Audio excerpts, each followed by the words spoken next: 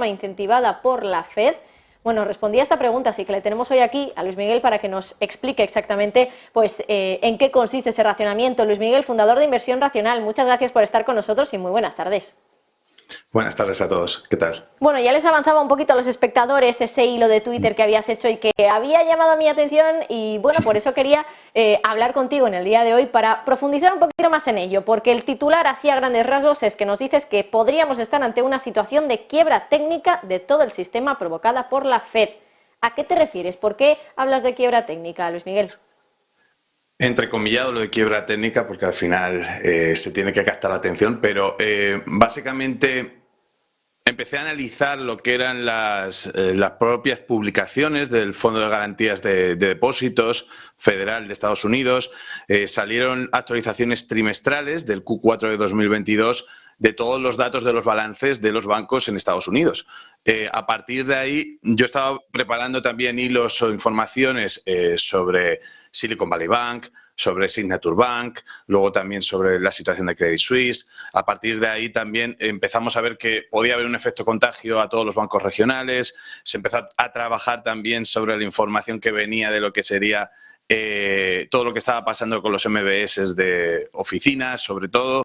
Y a partir de ahí también salieron sobre todo noticias de que el siguiente iba a ser First Republic Bank, y todo eso pues me hizo investigar sobre los datos, sobre todo el Q4 que se habían presentado este mismo mes, sobre los balances de los bancos a nivel general, de más de, creo que son en torno a unos 4.700 bancos que regula el Fondo de Garantías de Depósitos allí en Estados Unidos, ¿no?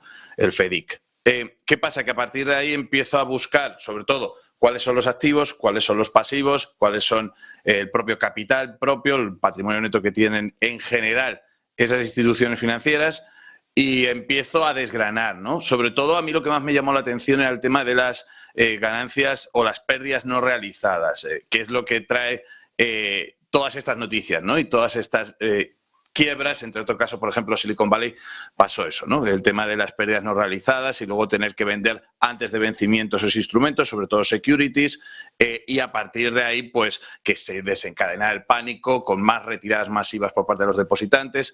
¿Qué pasa? Que a partir de ahí empiezo a investigar un poco y empiezo a ver de que básicamente de los activos aproximadamente hay en torno de, son 23 billones, billones europeos, no confundamos con billones americanos, billones europeos, trillion en Estados Unidos, que están, yo viendo más o menos, porque lo tengo por aquí apuntado, serían en torno, porque no me acuerdo de memoria, pero serían en torno a unos 12 billones aproximadamente del activo en general de todos los bancos están en lo que serían préstamos, hipotecarios la mayoría, 5,2 billones estarían aproximadamente en lo que serían securities, que es lo que ha traído de cabeza con el tema de Silicon Valley Bank, y otros aproximadamente 5 y algo en torno a other assets, que sería lo que serían derivados financieros, o bueno, es un cajón desastre, un montón de cosas. También hay un 0,4 de goodwill, etcétera. Y esto está financiado básicamente por casi el 90% o el 90 y tantos por ciento son depósitos, ¿no? Y luego sería capital propio pues en torno al 10%, ¿vale? De todo ello. ¿Qué pasa? Que a partir de ahí empecé a buscar sobre todo cuántas pérdidas latentes antes de vencimiento había tanto en la parte de securities de esos activos como en la parte de MBS o préstamos, sobre todo bancarios, ¿no? Y sobre todo hipotecarios. Y empecé a darme cuenta de que había unas pérdidas latentes a finales del Q4 de 2022 de en torno a un 10% de los activos. Eso no significa que sean pérdidas que ya de por sí vayan a ser efectivas, sino que son latentes y si se llega a vencimiento no se suponen esas pérdidas, pero sí hay retiradas masivas por parte de los depositantes en ciertos bancos, pues a nivel general en el sistema bancario estamos en una situación bastante delicada. ¿Por qué? Porque si hacemos los cálculos de las pérdidas latentes, tanto de la parte inmobiliaria de los activos de los bancos como de la parte de lo que serían los propios bonos estatales, pues estaríamos hablando de en torno a unos 1,8 billones aproximadamente a finales del Q4 de 2022, en el último trimestre, de pérdidas no realizadas antes de vencimiento. Si de repente eso empezara a ver retiradas masivas del sistema, que no creo que suceda, porque normalmente los depósitos se van de un banco a otro, pero hay ciertos bancos, estamos hablando de la media, ¿no? Pero hay ciertos bancos que de verdad tienen un problema en este sentido, sobre todo ya lo hemos visto, los bancos regionales, que tienen exposiciones muy altas a lo que sería pérdidas latentes en cartera inmobiliaria de préstamos, pero también en cartera de securities, pues claro, todo eso trae consigo un efecto contagio que ¿cómo se puede combatir a corto plazo todo eso? Con la parte que no son pasivos, con la parte que no depende de los depositantes de los bancos, que en este caso sería ¿quién? El capital propio. El capital propio, restándole el goodwill, estaríamos en torno a 1,8 billones. O sea, las pérdidas latentes que hay ahora mismo en general en el sistema bancario en el Q4 de 2022 en Estados Unidos equivalen a lo que tienen de capital propio los propios bancos. Eso significa que estamos casi en una situación de underwater, es decir, en una situación en la que con el capital casi no se llega a responder, si hubiera retiradas masivas de depósitos, a las pérdidas no realizadas. O sea, es una situación muy delicada, es compleja de entender así de primeras, pero es una situación muy complicada porque eso deja a la Reserva Federal muy expuesta ante seguir subiendo tipos de interés, porque si sigue subiendo tipos de interés, esta brecha de pérdidas no realizadas cada vez se amplía más, eso tensiona a que ciertos bancos puedan seguir quebrando, sobre todo los bancos pequeños regionales o que están sobre todo teniendo una fuga de depósitos muy grande hacia la grande banca estadounidense, y todo eso trae consigo una situación muy delicada. No sé si de quiebra técnica, eso no es así, porque al final siempre tiene mecanismos la Reserva Federal para poder responder, pero es una situación muy delicada y que le pone entre la espada y la pared a la Reserva Federal de qué tiene que hacer, porque la situación bancaria, la situación de estas pérdidas no realizadas viene de la subida tan agresiva de tipos de interés para poder combatir la inflación. O sea, es un mix perfecto que está haciendo que el sistema sea muy preocupante lo que está pasando y que sobre todo todos los bancos a nivel genérico tengan muy poco margen de actuación si no es apoyándose en rescates o semirescates o préstamos masivos facilitados por parte de la Reserva Federal. Y ahí es donde está el problema. Efectivamente, y entiendo que quizá por eso también ahora la Reserva Federal está barajando la opción de ampliar ese mecanismo de emergencia, esa línea de crédito de emergencia. ¿Puede ser también por eso?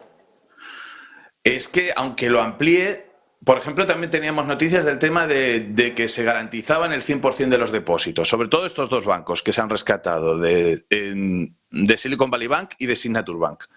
Pero otros bancos más pequeños están diciendo, ¿y a nosotros no nos garantizáis el 100% de los depósitos?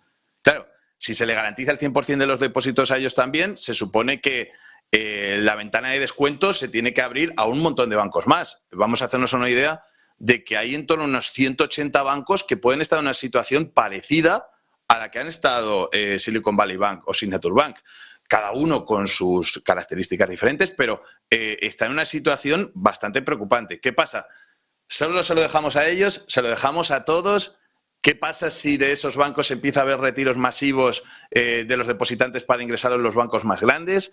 ¿Hay una concentración más en bancos más grandes? Por ejemplo, en Europa tenemos el caso de que sí que ha habido un cribado muy grande y cada vez hay menos bancos pequeños y medianos, ¿no? Pero en Estados Unidos no es así.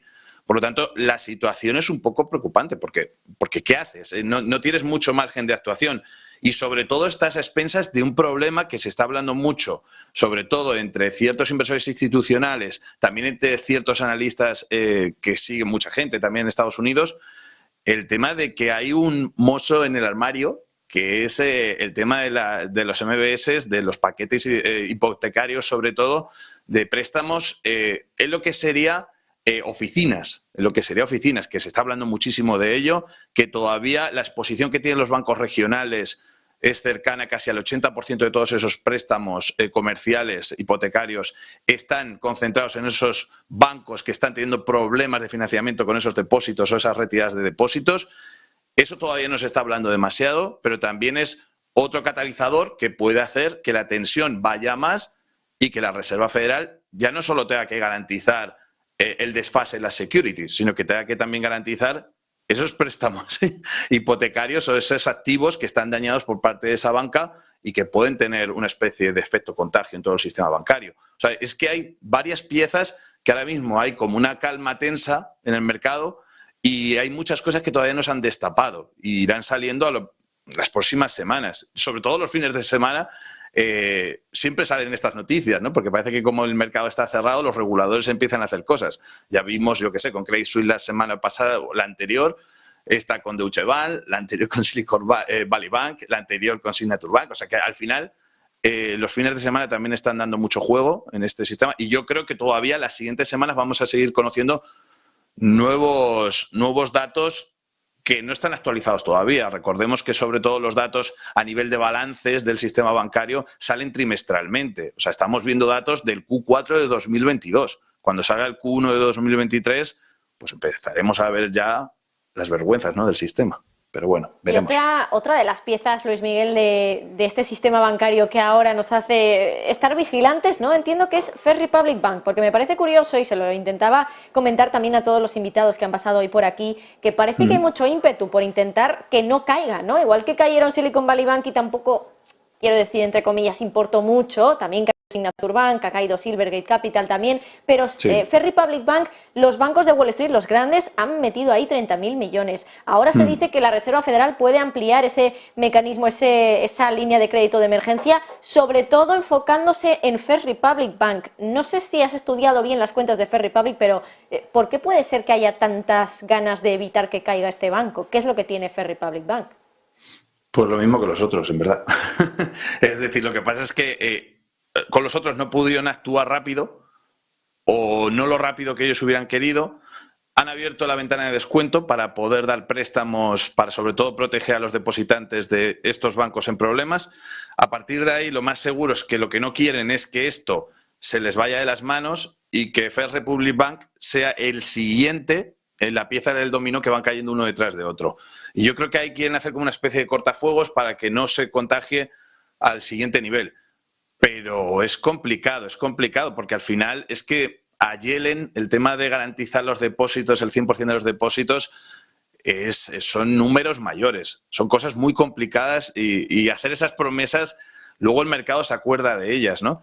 Y yo creo que están intentando en la medida de lo posible que no caiga, ¿no? First Republic Bank, pero aún así va a ser complicado porque sobre todo la credibilidad de la Reserva Federal está en entredicho entre los inversores y entre los depositantes, y se está viendo en las últimas semanas, y sobre todo porque el sistema bancario está tensionado por muchos puntos, no solo por el tema de la security, sino también porque la Reserva Federal ha seguido subiendo los tipos, es decir, subió 25 puntos básicos más, todavía no está dando una respuesta contundente de que va a dejar de subir esos tipos.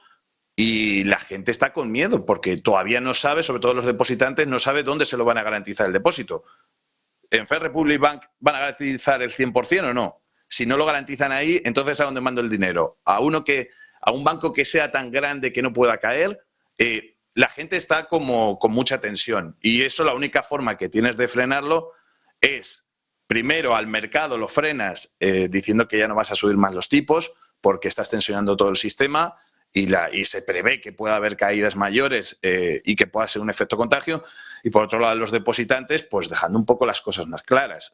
No solo garantizas esos dos bancos, garantizas a todos, hasta qué punto, de qué manera, etcétera, etcétera, ¿no? O sea, hay preguntas sin resolver porque yo creo que incluso la Reserva Federal las va como preparando sobre la marcha, ¿no? Conforme va saliendo las cosas.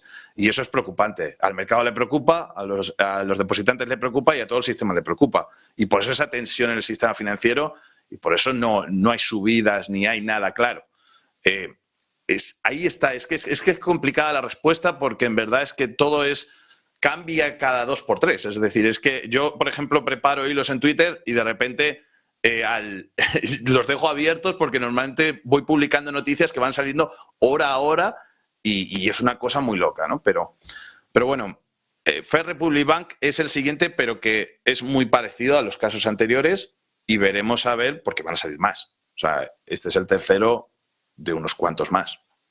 Bueno, pues hay muchos en el punto de mira, por ejemplo, entre ellos US Bancorp, Comerica, así que veremos en qué queda todo esto. Bueno, Luis Miguel, fundador de Inversión Racional, muchísimas gracias por estar con nosotros. Ha sido todo un placer hablar contigo y espero poder volver a hacerlo próximamente. Muchas gracias.